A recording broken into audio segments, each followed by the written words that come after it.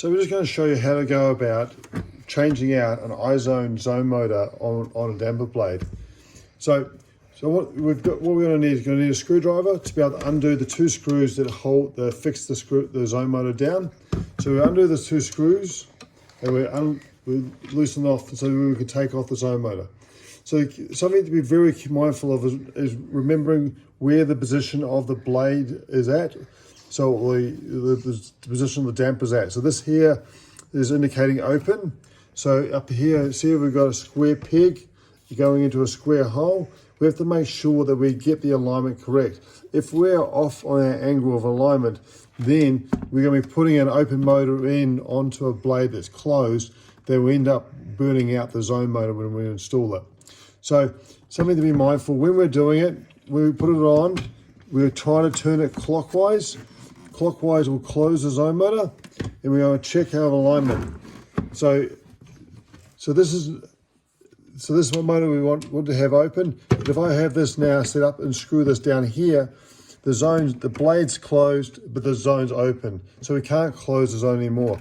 So for example, when we turn try and rotate the zone motor in a clockwise direction, it closes the blade. So then we just need to rotate it 90 degrees, drop it back in, and then turn it back around, and that will then bring the blade back to open, which is the same alignment of our zone motor.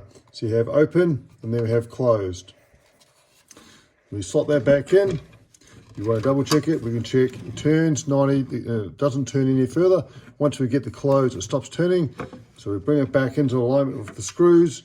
These screws now will screw down onto the two screw mounting points, and we can fix it off. So now we put the zone motor on, screw it down,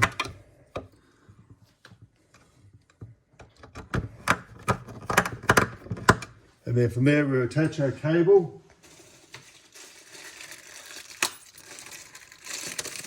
So we attach our zone motor cable back in. So when we're putting it in, making sure that we make it click. So when we push it in, make sure it clicks.